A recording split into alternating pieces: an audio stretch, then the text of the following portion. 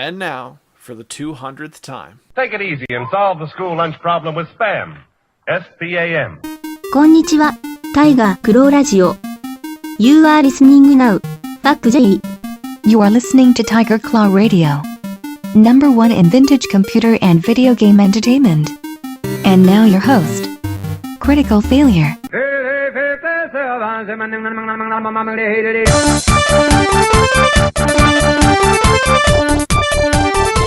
friends. 200 episodes of Tiger Claw Radio. What is going on? I'm your host, Critical Failure. It's Friday night. It's time to record TCR. I hope your life is good, my friends. And what an episode I have for you today. 200 episodes. It feels good, man. It took me longer to get to 200 than most people because of all the different hiatuses I've taken over the years. But we got here, and it feels good. What a milestone.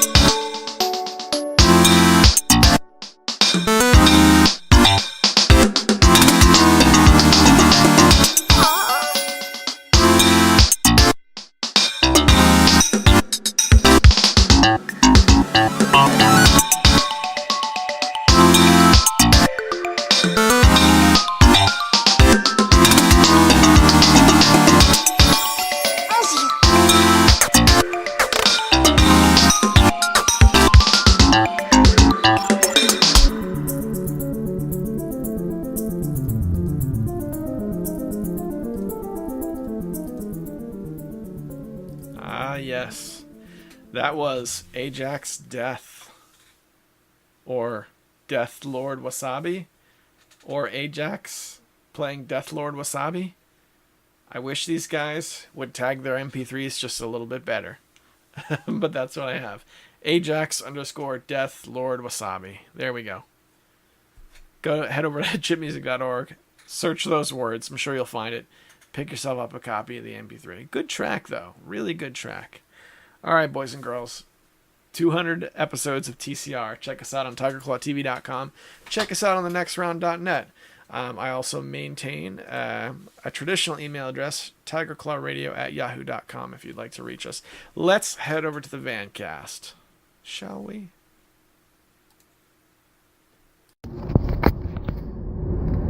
It's the Vancast, episode 200. Jeez Louise, I can't believe there's 200 of the 200 episodes of Tiger Claw Radio. Oh, hang on. Getting ready to drive by the cops. Lolly la, pretend I'm not using my phone. Lolly la. Okay. 200 episodes of Tiger Claw Radio. I now there are a couple that didn't quite make it to the archive, but you factor those, you factor in the Monster Cast, you factor in the specials I did in the early years, and it's been hundreds of hours of podcasting. Crazy. Doing some preparations for Monster Cast number 2. I'm in talks right now with none other than Michael Smith from MRGR Radio and other publications, and I would be thrilled to get that gentleman on the air for a few minutes for the Monster Cast. We'll see. We'll see how that pans out. It's kind of tough, to talk about to get on and talk about video games week after week when, as a working adult with 2 kids, a lot of weeks there's only a couple of minutes to actually play video games, but it's also it's been a good experience watching myself move through the years. I think it's a comforting notion that if anything should happen to me in my gruesome, untimely death, which would probably come about trying to podcast in the car, at least I know if my kids ever wanted to hear their dad's voice, they would have access to hundreds of hours of me talking about how awesome MS-DOS games are and stuff like that. I think that's one reason why it's important to keep this tone of positive mental attitude. I like to wrap the shows with something really positive and hopeful, because you never know who's listening or when. That's something I've noticed as time goes on. One of the downsides is that I never know when I'm going to put my foot in my mouth, which has happened quite a few times. And that stuff goes on record. You know what I mean? I'm saving. I maintain an archive. You could go back and listen to me say all kinds of dumb stuff. So whenever I hear somebody say, on the rare occasions, it's like, oh yeah, I went back into the archive and I've been listening to some old episodes. It's like, uh-oh, have you really? What kind of awful stuff have I been saying? Nope, on second thought, don't tell me. So that's it, man. That's 200 episodes. As far as gaming is concerned, this is a work-heavy month, work-heavy gaming light. The gaming I have been doing has been mostly at night while I'm watching TV with my wife. We recently discovered the show It's Always Sunny in Philadelphia. That was like a long-running sitcom that I never once sat down and watched. And we burned up the first season, and we're into the second season in like 2 nights. So we've been watching that a whole bunch. Now, when I watch TV with my wife, oftentimes I'll run a Steam game, one that does not require Twitch reflexes.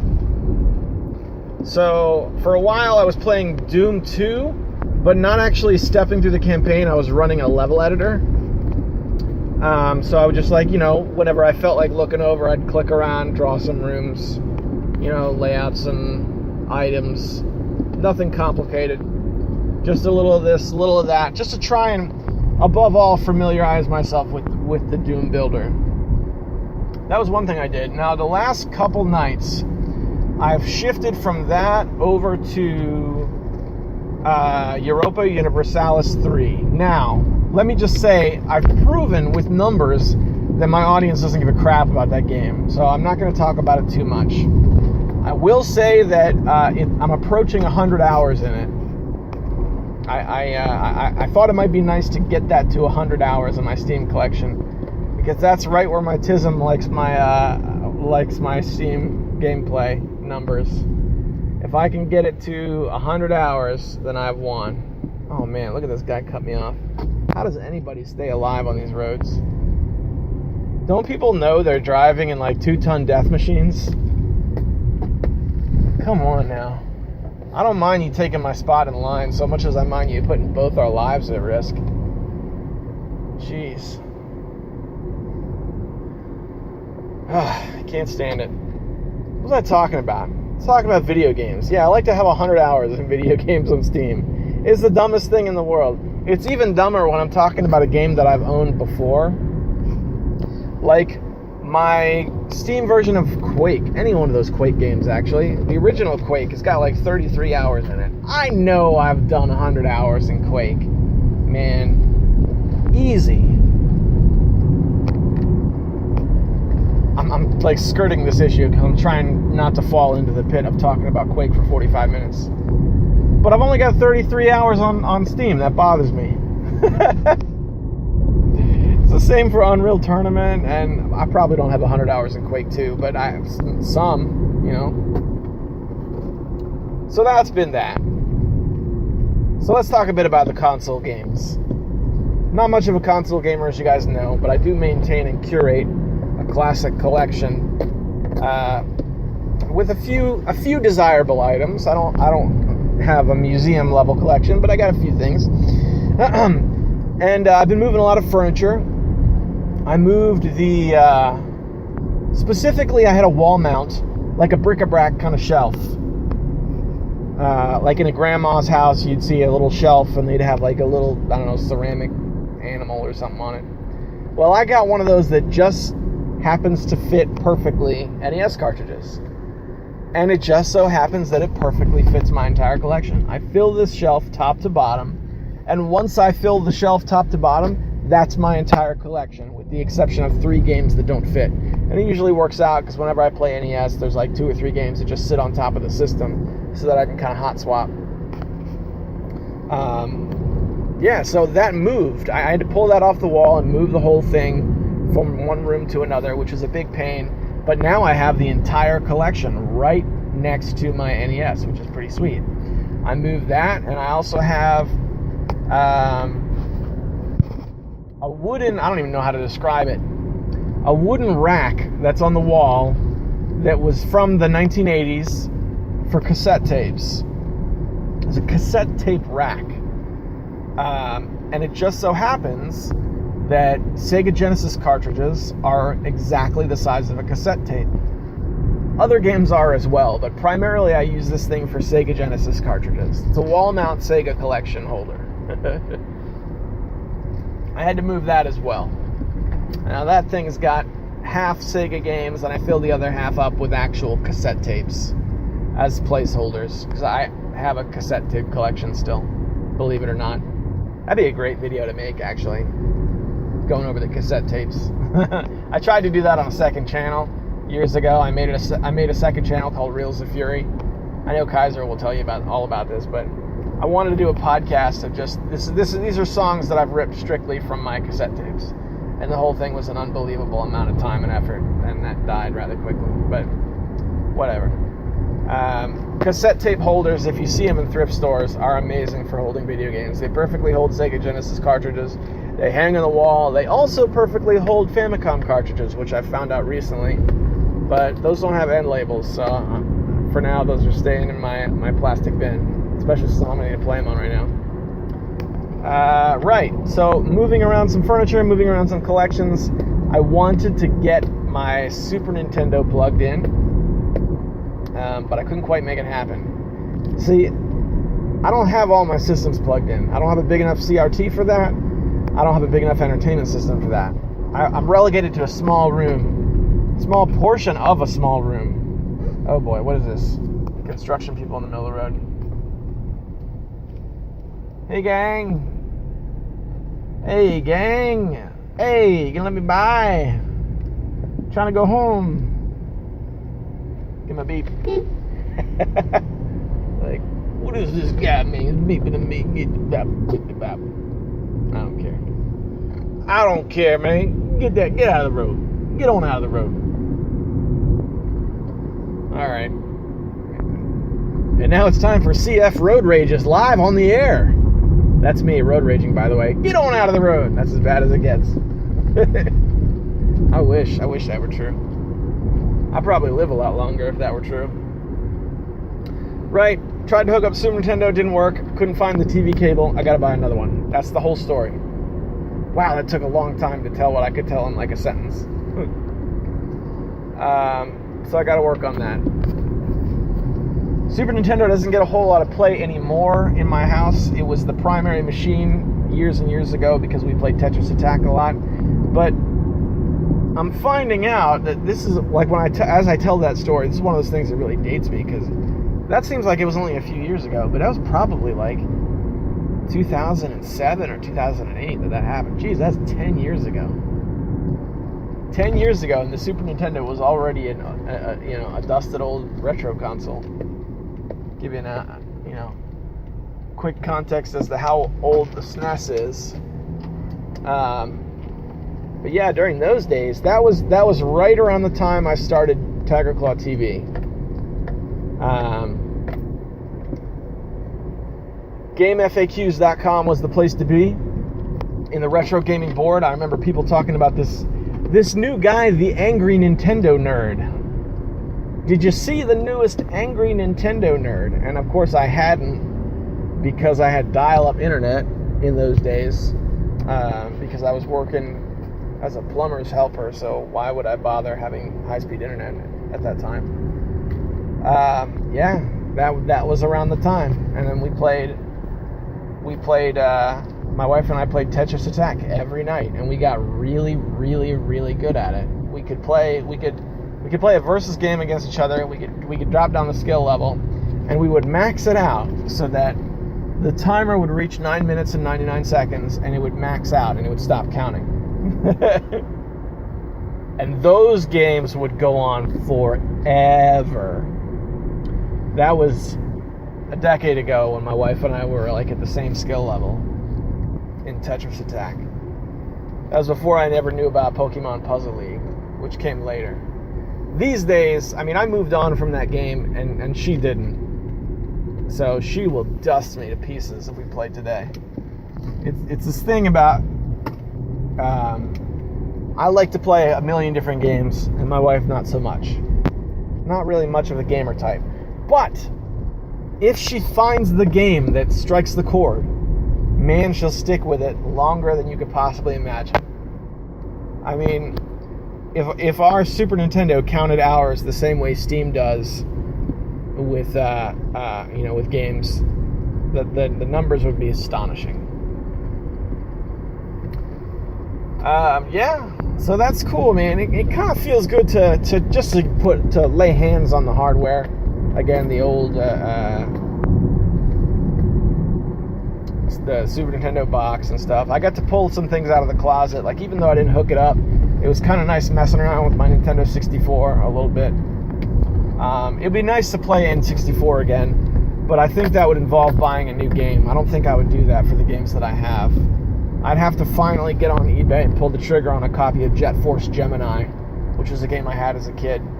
I want to get Jet Force Gemini, and also, being a Quake super fan, I want to get the Nintendo 64 version of Quake. I think that's it. Those and Mario 64 are probably the be-all, end-all of my Nintendo 64 get list.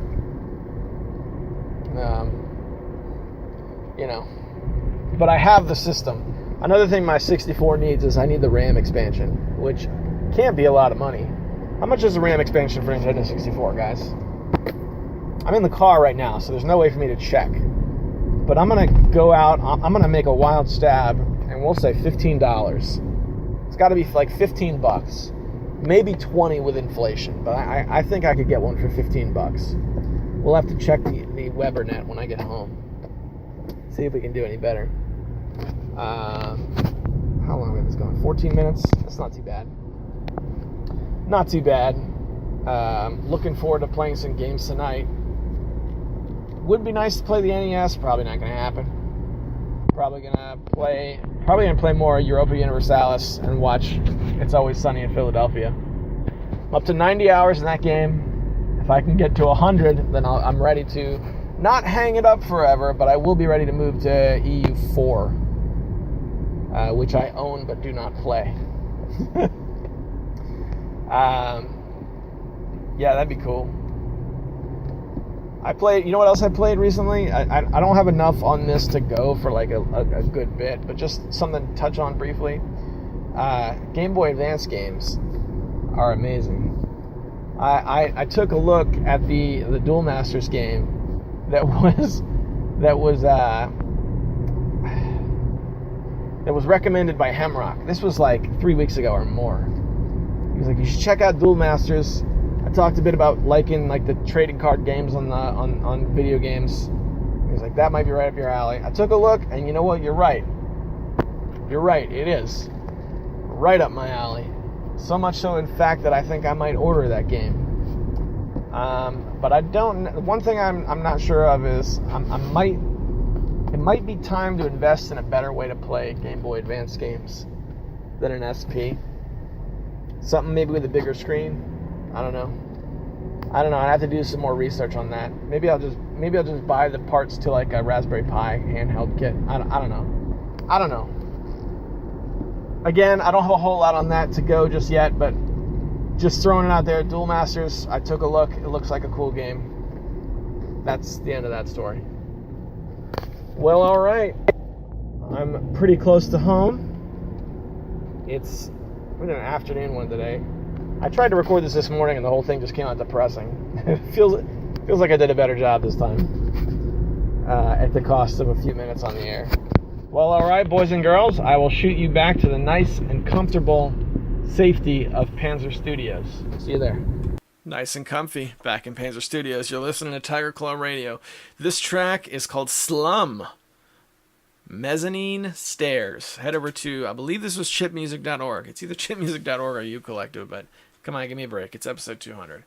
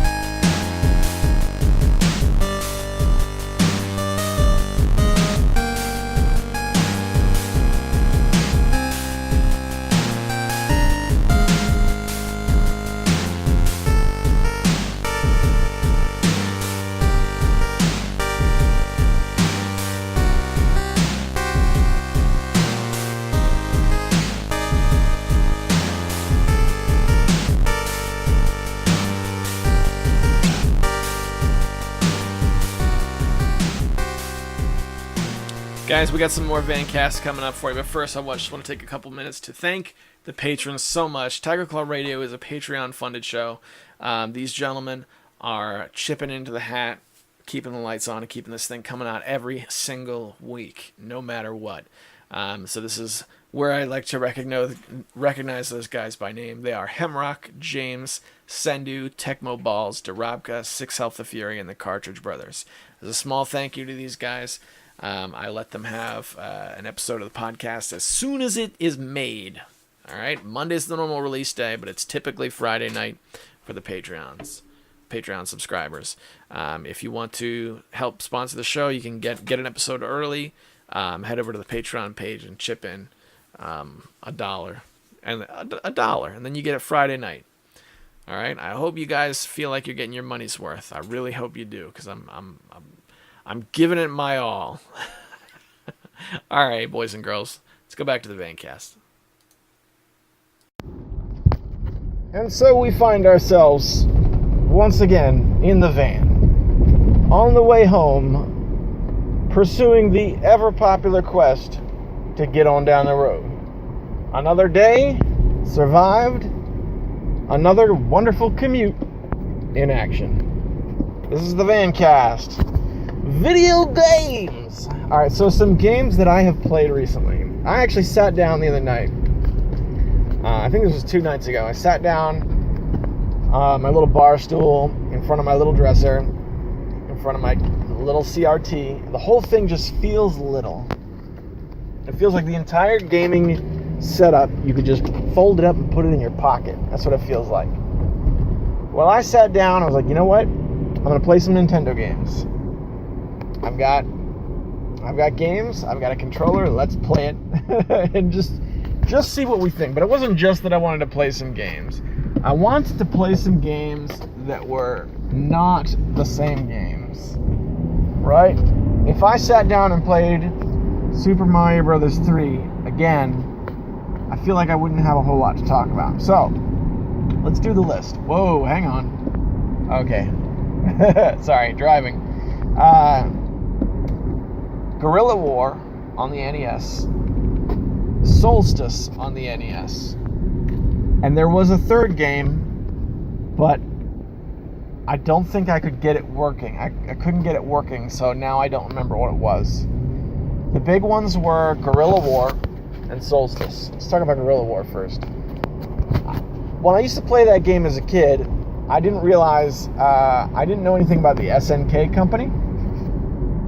So later in life, when I found out that was an SNK game, it was neat. It's neat, you know, as an older person to draw the parallels between Guerrilla War and modern SNK games. Like, I don't know, the Metal Slug franchise, for example. Playing Guerrilla War, I see a lot of similarities to the Metal Slug games. Like if you play them in MAME or something. The everlasting ability to continue over and over again, just like in Metal Slug. The upbeat prisoners of war are present in Guerrilla War and also in Metal Slug, and just the torrential downpour of bullets and enemies. But Guerrilla War is an early example of that, and it's a good game. I enjoyed it. Now, when I was a kid, what I liked about it was that the everlasting continues made it feel easy, right? And you guys know how difficult NES games can be. So a game like that, which actually was very difficult, but you could finish it easily because of the continues, it kind of hit the right stride and made it very playable as a young man. I was playing it now, today, and I think it's fun to try and one credit the game, which you cannot do. Nobody can one credit Guerrilla War. I don't care. Nobody's doing that. Which was fun. I can't do. I mean, it's impossible to do. But just see how far you can get on that one credit. And I didn't get far. I did not get to the. I wanted to try and make it to that first boss. I think the first boss is this like a single soldier that throws grenades. And he kind of moves left and right and has a hat on. And if you kill him, then a helicopter comes in his place and you got to throw grenades at the helicopter. I usually use that as the benchmark because I remember playing that game as a little kid and talking to my older brother. And he was explaining, oh, this is the part that we were able to get to in the arcade. So that's why I use it as the benchmark. So Guerrilla War was a lot of fun to play. It's a game that has not been, it's been in my collection for a while, but it hasn't been like taken out to be played with in quite some time. So that's pretty cool. In addition to that, I played Solstice, which is one of the lesser celebrated games in the Nintendo library.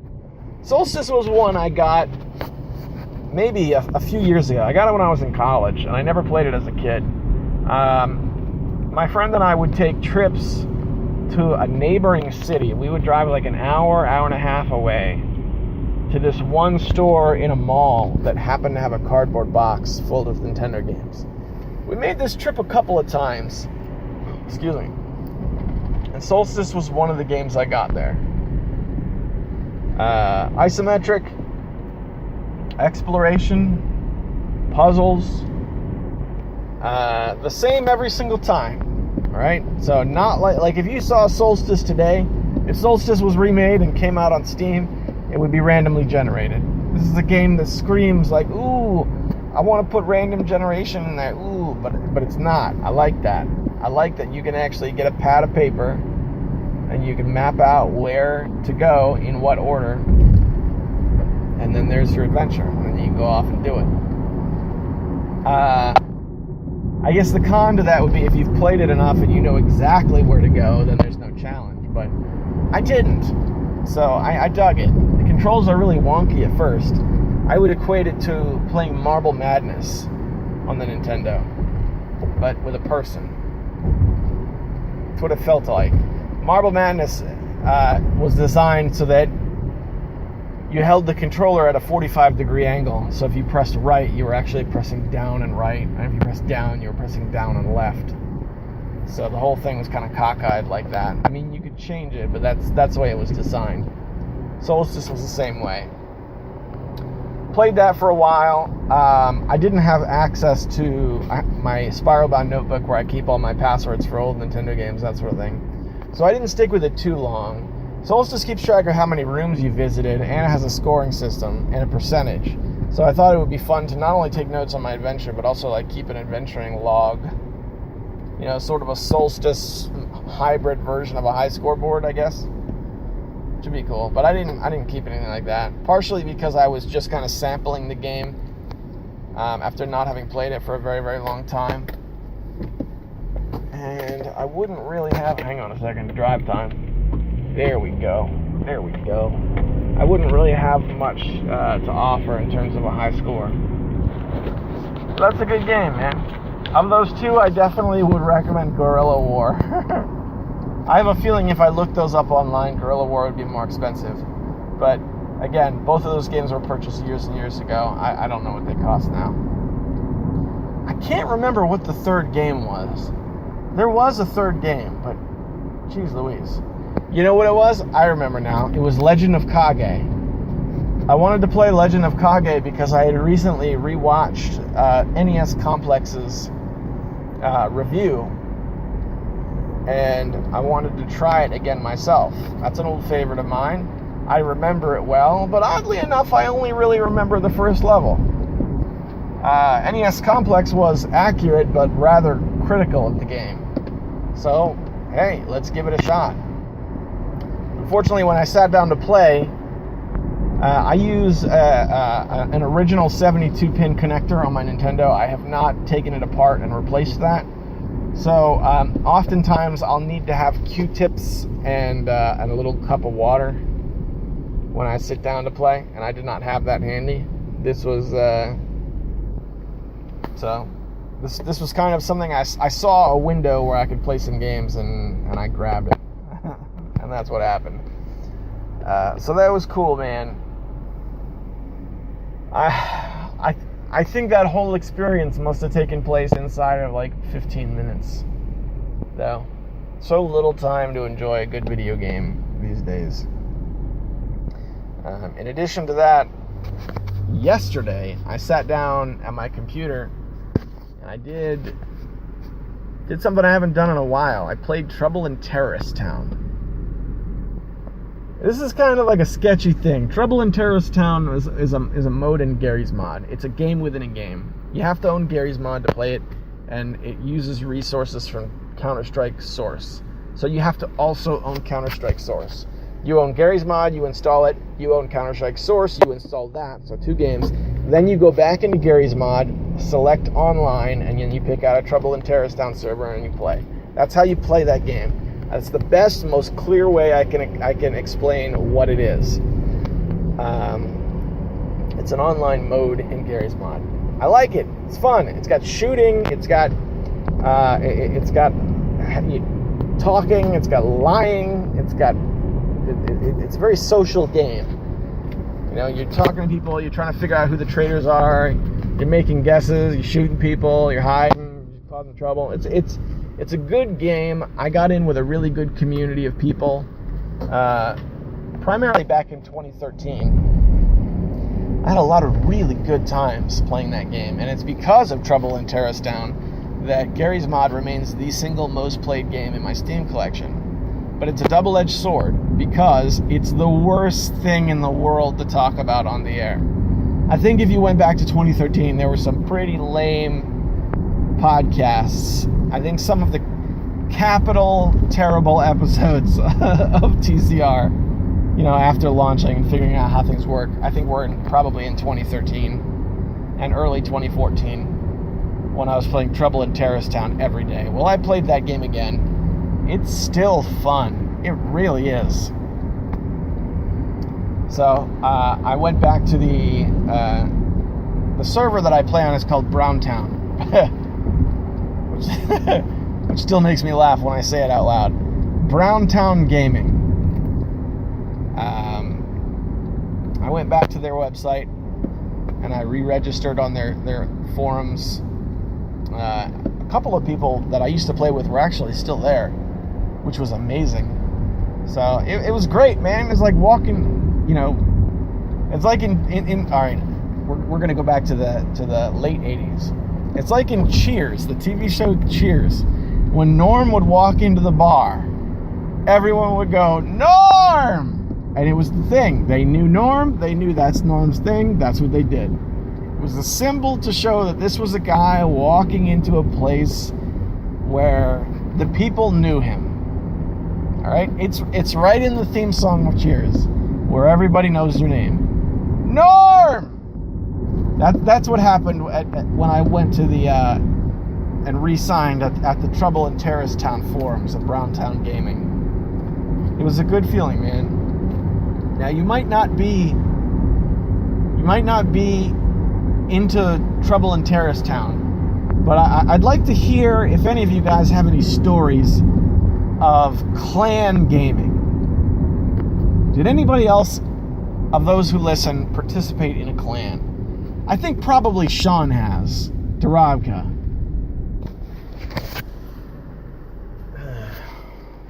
I like those kinds of stories. Hang on a second. I'm going to drop my phone down. We're doing drive time now. All right. Getting ready to pass the cops, so I'm going to go ahead and pause. Yeah, I think we're good. I'm talking into a hands-free device, which is completely legal, but it makes me nervous because it's a phone. So I still worry I might get pulled over, even though what I'm doing is legal. You're not allowed to text and drive, and you're not allowed to talk and drive, but you're not allowed to put the phone to your face, but I don't know. Whatever. Are you immersed yet? Are you fully into the traffic issues? So that was fun. I don't have much clan experience. I played with, before I got into Browntown Gaming, I was in a Team Fortress 2 clan, which was originally called Killshot Game, or was it Killshot or Killstreak? When I joined, it was called Killstreak, and it was huge. It was one of those clans that was like too big for everybody in it to know each other.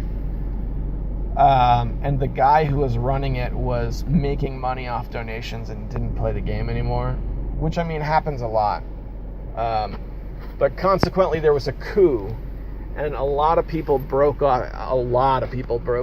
And we started this second clan. That clan was called the Corner Pub, and Penguins was their thing. And that was in the Team Fortress 2 era. Those were the golden days, because those guys were awesome. That's where you really learn a lot about a video game when it comes to online gaming. These are, yeah, it was a good time. I unfortunately did not have the time to commit to like joining a team, showing up to scrimmages and doing practices, because that's what they were doing. I would have loved to have done that, but that was when my son was still really, really little. I mean, he's still pretty little now, but that was when he was really super dependent and really needed as much attention as possible. So I was getting my gaming in really where I could. I guess I'm not. But it was fun. That was. I couldn't get into the competitive side, but it was very social. I enjoyed the social aspect of it, which is where I'm at with Browntown. I think if I take Browntown, let's say this, and I substituted out Trouble in Terrorist Town, and I put in any other game that I also enjoy, I would probably love it just as much because of the people. Like if this was a Quake 2 clan, and it was the same bunch of guys hanging out on Discord, hanging out on, it used to be Mumble, they don't do Mumble anymore, hanging out on, on whatever, then I would probably be all guys, Quake 2, man, that's the game. And it was once upon a time, but it was a good time because of the people. So that's not, that aspect is not to be understated. It's one of the problems I think that the Wii had. We talked about this a little bit last week, but so that's how long have we been going? 16 minutes? Wow, that's a long time. 16 minutes to say, hey, I played 2 Nintendo games and a little bit of Trouble in Terrorist Town. All right. I worry that this. I've been liking recording in the afternoon. I think I've been a little bit more. I've been able to talk a little bit more. But yeah, let's go ahead and bring it to a close. We'll shoot over to back to Panzer Studios. I'll see you guys in the comfort of my own home, I guess. Oh well. Felt like I had something going and then I lost it. All right, I'm done. So that's it, boys and girls. There's no fail bag this week because nobody wrote in. Oh, you know what? Hang on. I completely forgot. I did get one comment, didn't I? I'm going to head over to Patreon. Sendu left a comment directly on the Patreon page. And the first time he did this, I completely flaked on it. And I didn't get around to reading it. So I got the alert while I was on my phone. So give me a second. I'm going to log into Patreon. We'll read it. Any way you guys want to interact with the show, I'll find your comments. Leave a comment wherever you get the show, and I'll do the best I can to answer them. I also maintain a traditional email address, tigerclawradio@yahoo.com, which has been open for years, but I've been spotty at checking it until recently. I recently installed Thunderbird Mail, and I attached like that as well as my regular email, so I can see them both, which is pretty great. Thunderbird Mail is really awesome. It really feels good to be getting off a web-based mail, which is I don't know. It feels good. So let's head over. So he writes, I've attempted to run Wine Bottle on my Mac. Cannot for the life of me get anything to work on it, except the Mac version of Metal Gear Rising. That's not a fan-made or my doing at all. The official Mac version of Metal Gear Rising uses Wine Bottle. The game runs great for what it's worth. So I had to look up what Wine Bottle was. And I use Wine, which I think is a related program. Excuse me. Which it does the same thing Wine Bottle does, but it's on Linux as opposed to being on the Mac. But yeah, I know Mac computers are not typically gaming machines. So if you can get something like that running on the Mac, then you, my friend, have received an achievement for being a maximum tinkerer. And that is super, super cool. I would actually be interested in watching some videos on, hey, here's my Mac. Here's the stuff that I pull to make it happen, which is pretty cool. As for Metal Gear, was there an official release of Metal Gear Solid on the PC? Do you guys remember? There were a few like oddball PS1 games that had these beautiful big box releases. Tomb Raider came out on the big box for PC. Most notably, I think Final Fantasy VII also did, because I believe IDOS carried that, and it was in like the same product line as Tomb Raider was. And I can't remember if Metal Gear had one as well. Resident Evil had one. Resident Evil 1 had one, and Resident Evil 2 I actually owned on the computer. And this is another story I know I've told many times, but Resident Evil 2 on the computer was the superior version because you could press the space bar and it would skip the little, camera moving closer to the door thing it did in those first Resident Evil games. You could skip over it. It was great. As for the Resident Evil 1, I never owned that, but the PC version of that game was special because they combined the famous voice acting from the original Resident Evil. They integrated that into the game using native files. So you could actually dig into the game's folder and find a file full of WAV files that had the individual sound bites that everybody knows, like Jill Sandwich and Master of Unlocking and all that stuff. It was great. So yeah, I never actually got a hold of that game, but because of that, I did manage to get a hold of some of those old sound bites for the PC, which, of course I don't have anymore because that was like several computers and even more years ago. Anyway, Sendu, thank you for being the one and only commenter this week. You know what? I'm all right with that. It's Friday night. I'll get the episode wrapped. We're still 46 minutes in. Whatever you're doing right now, guys, whatever got you listening to this 46 minutes in, I hope your life is good, because mine is. Keep on fighting. Keep on doing what you got to do, because I'm rooting for you. I'll see you next week.